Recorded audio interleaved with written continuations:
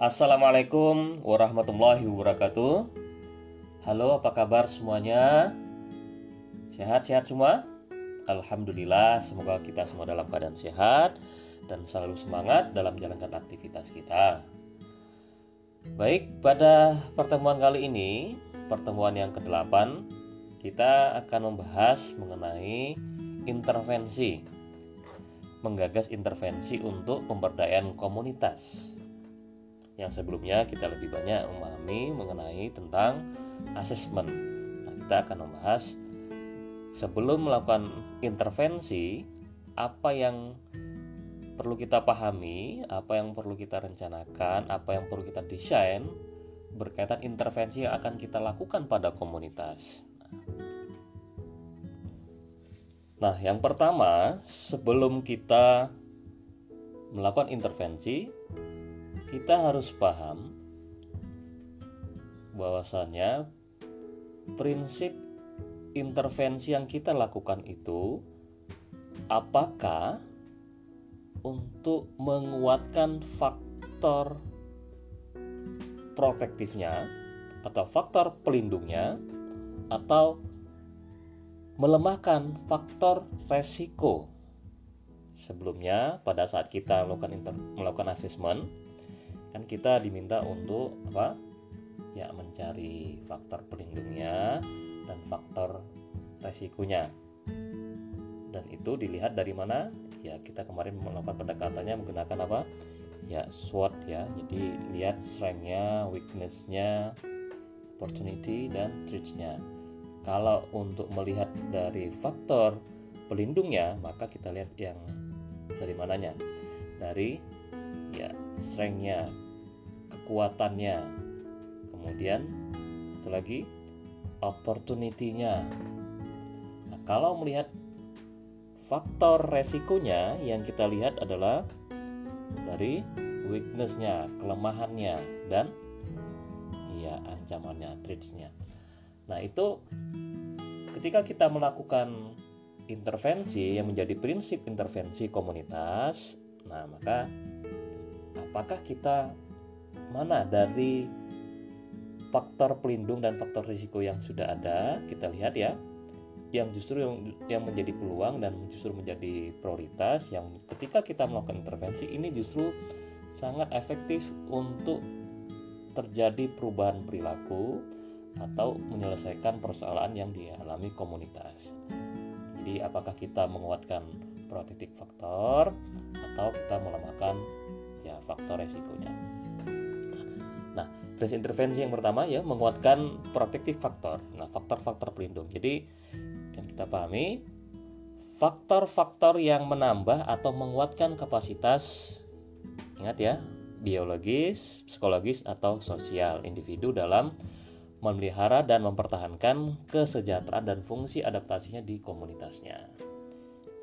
Ya, jadi dari sisi kemampuan, baik itu secara biologis, psikologis, atau sosial, kalau dalam komunitasnya, ingat ya, misalnya dari sisi kompetensinya, memiliki kekuatan, kemudian juga secara sosial, masyarakatnya gotong royong, ya, apalagi ya, bahkan mungkin dari lingkungannya yang menjadi penguat. Nah, itu kita lihat dari komunitas tersebut, apakah faktor-faktor pelindungnya ini justru yang kita kuatkan, kita gunakan untuk sebagai sarana intervensinya. Nah, contoh misalnya memudahkan akses individu terhadap pengetahuan informasi ya. Jadi ketika misalnya masyarakatnya justru rasa ingin tahunya tinggi, komunitas rasa ingin tahunya tinggi, minat untuk belajarnya tinggi, maka kita bisa memperkuat faktor pelindung ini dengan contohnya memudahkan akses individu supaya bisa mendapatkan pengetahuan ya, sehingga mereka bisa menjalankan aktivitasnya, bisa menyelesaikan permasalahannya, justru bisa memperkuatkan pengetahuan mereka dan itu bisa menyelesaikan permasalahannya mereka. Kemudian contoh keduanya, menguatkan kesadaran melakukan gathering kampung untuk menguatkan support antar warga misalnya. Jadi misalnya mereka sudah di komunitas tersebut atau di masyarakat yang memang mereka sudah memiliki faktor pelindung berkaitan dengan secara sosialnya. Mereka lebih senang beraktivitas secara bersama-sama, ada kegiatan gotong royong, kepedulian sosialnya tinggi. Nah, ini juga bisa kita kuatkan ya dengan melakukan gathering kampung, kegiatan bersama kampung, sehingga nanti memperkuat support antar warga. Jadi ada misalnya nanti kepedulian sosialnya menjadi meningkat. Nah, ini kita memperkuat dari faktor pelindungnya yang sifatnya secara sosialnya gitu ya. Kemudian ini ada contoh lagi, program positive parenting bagi para orang tua agar dapat mendidik anak secara konstruktif dan sehat. Nah, jadi kita melihat sebenarnya dari beberapa individu yang ada di dalam komunitas tersebut, ini berkaitan misalnya masalah tentang permasalahan mengenai pengasuhan anak ya, misalnya ada kasus mengenai kekerasan terhadap anak. Nah, kita lihat di sini juga memang ketika pada saat kita lakukan asesmen, masyarakatnya sadar bahwasannya mereka menyadari butuh untuk memahami bagaimana cara mendidik anak yang bagus gitu ya. Nah, ini kita kemudian menguatkannya dengan program ya edukasi, positive parenting ya, ada kegiatan-kegiatan mendidik mungkin dalam bentuk pelatihan, nah atau kegiatan-kegiatan yang justru nanti menguatkan pemahaman mereka berkaitan dengan parenting. Nah, jadi prinsip intervensi yang pertama yang perlu kita pahami ya, apakah ini menguatkan faktor pelindungnya. Nah, selanjutnya kalau tadi yang faktor pelindung yang kita kuatkan, lalu prinsip intervensi yang kedua, apakah ini melemahkan risk faktornya, faktor-faktor resikonya. Jadi faktor-faktor yang mengurangi kapasitas biologis, psikologis, dan atau sosial ya individu dalam memelihara dan mempertahankan kesejahteraan dan fungsi adaptasinya di komunitasnya. Nah, ini kebalikannya justru. Jadi apakah dari asesmen kita melihat beberapa yang menjadi resiko-resiko, misalnya dari sisi sosial, misalnya dalam lingkup komunitas berkaitan dengan lingkungan secara sosial, masyarakatnya tidak peduli dengan kebersihan di lingkungannya ya. Kemudian dari sisi mungkin berkaitan dengan masalah psikologis atau misalnya tadi masalah parenting ya, tingginya kasus kekerasan pengasuhan oleh orang tua terhadap anak, misalnya terjadi kekerasan di situ. Nah, kita melihat ini faktor-faktor yang justru beresiko, yang bagaimana kita caranya supaya mengurangi angka kasus-kasus tersebut, misalnya perilaku-perilaku yang negatif tersebut dengan cara apa nih? Apa intervensi yang paling tepat untuk mengurangi resiko yang ada tersebut? Nah, misalnya contoh ya, ini contoh nih, misalnya kasusnya ini adalah berkaitan masalah kebiasaan anak muda di satu kampung minuman keras nih. Nah, biasanya kan kalau dia di satu daerah ya, atau di satu komunitas yang memang kalau ada sedang acara rame-rame, acara yang kegiatan bersama-sama, pasti tidak lepas dari minuman keras misalnya. Nah, ini kan resiko berdampak biasanya di situ. Kalau terjadi minuman keras biasanya terjadi kerusuhan antar beberapa orang yang sedang minuman keras tersebut, bahkan mungkin pernah terjadi kriminal dan segala macam berdampak. Dan ini menjadi resiko. Tapi bahwasanya kebiasaan minum itu menjadi resiko.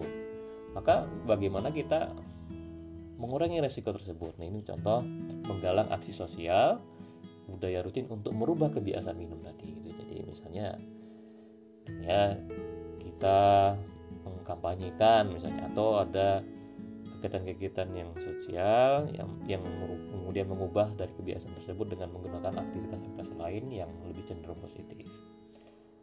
Oke, jadi kita melihat secara prinsip apakah intervensi kita ini kita menyasarnya dari data yang kita sudah dapat berkaitan dengan dari proses assessment, dari faktor resikonya dan faktor pelindungnya, mana yang kita intervensi, apakah memperkuat faktor pelindungnya atau melemahkan faktor resikonya.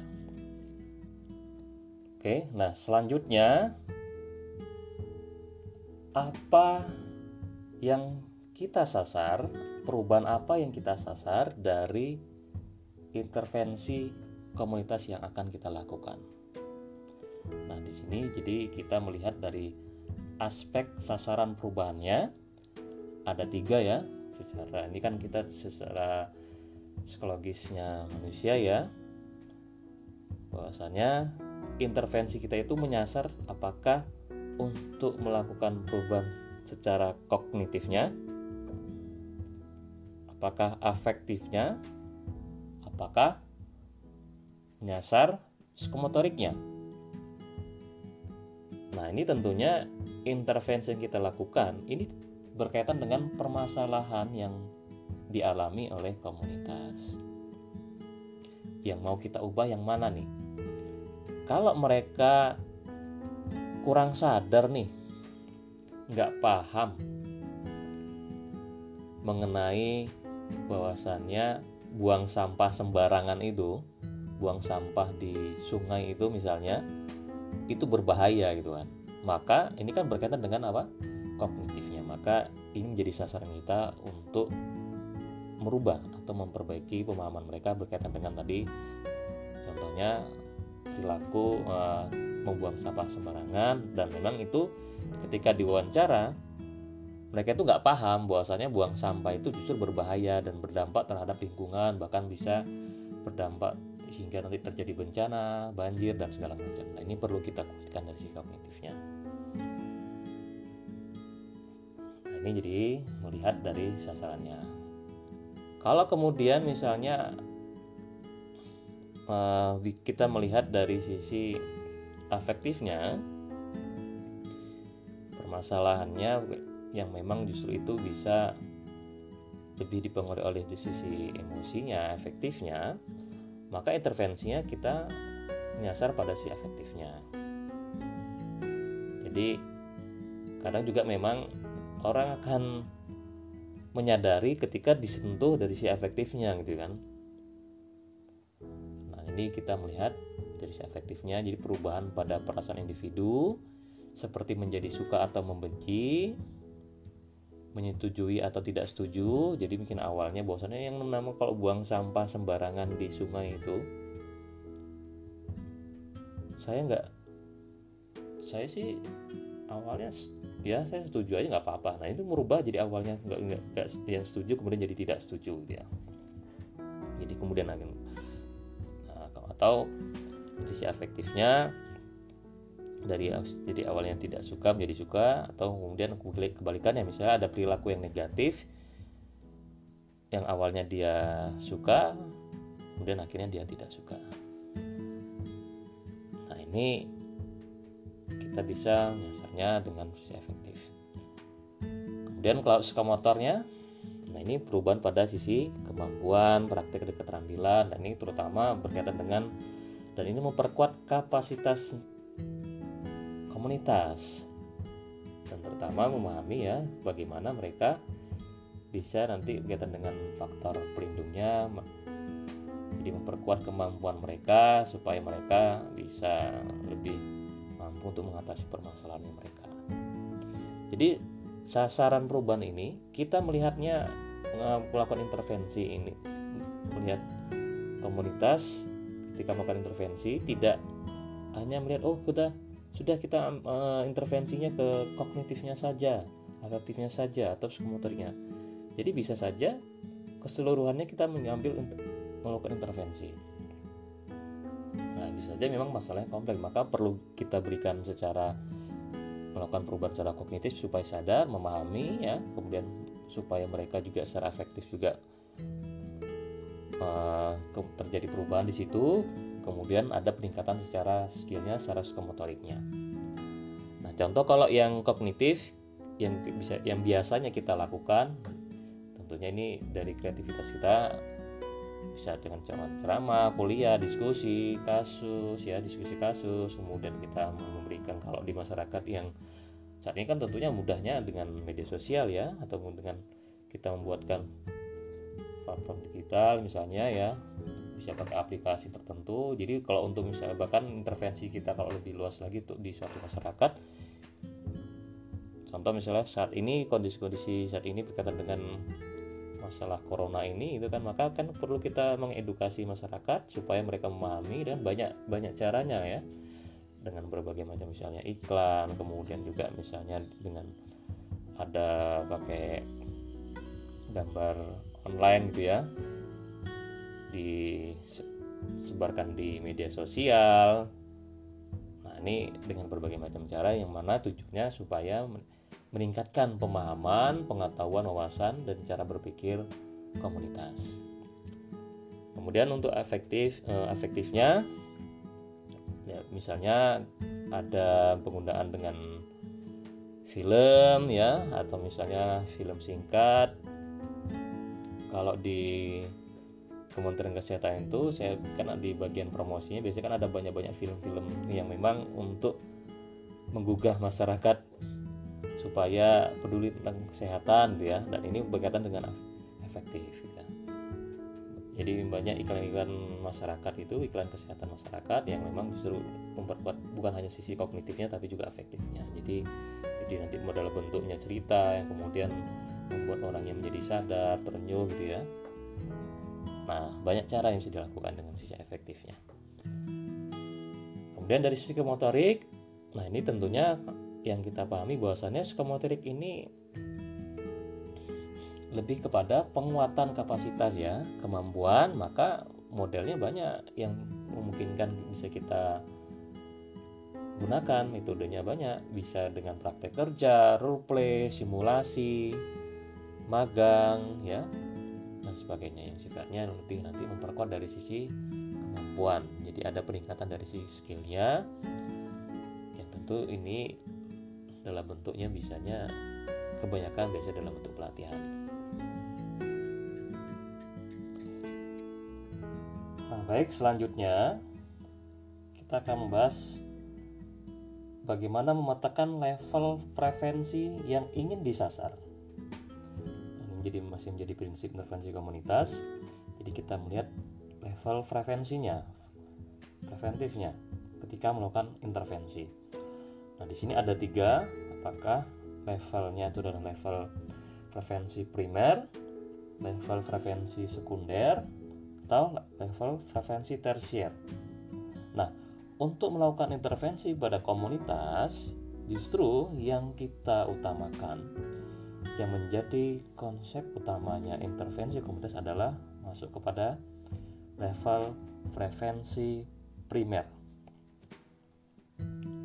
Jadi justru intervensi yang komunitas itu lebih utamanya adalah intervensi pada level prevensi primernya.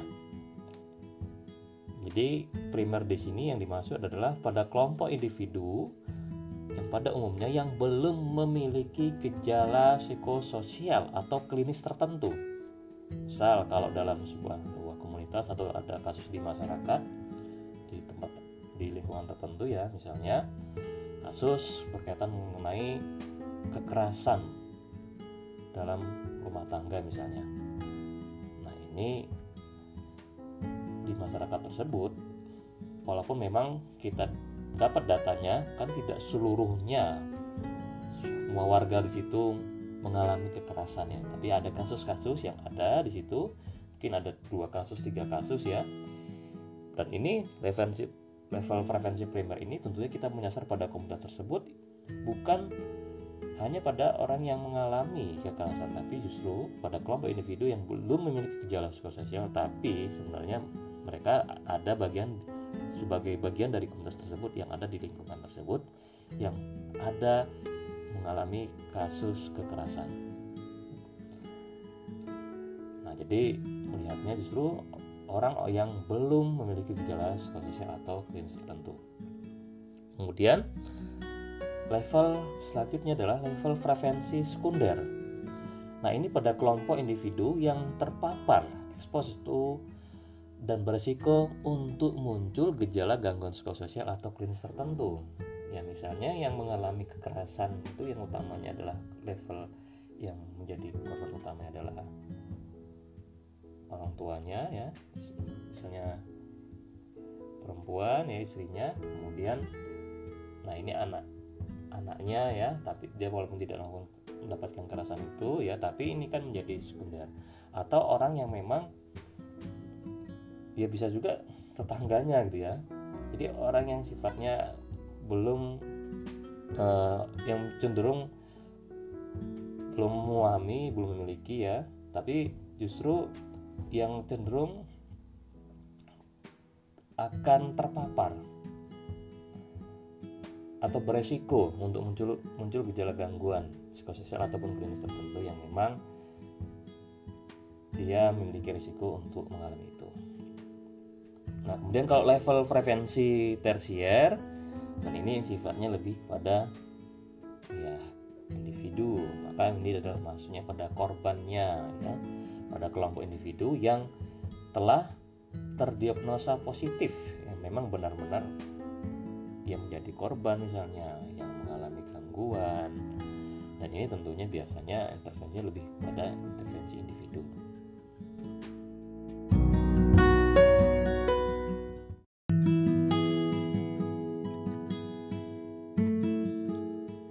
Oke, itu saja untuk pertemuan kali ini mengenai intervensi pada komunitas. Nanti kita lanjutkan kembali pada penjelasan lanjutannya untuk memahami pendekatan-pendekatan intervensi pada komunitas. Baik, itu saja. Lebih dan kurangnya mohon maaf. Tetap semangat. Saya akhiri. Assalamualaikum warahmatullahi wabarakatuh.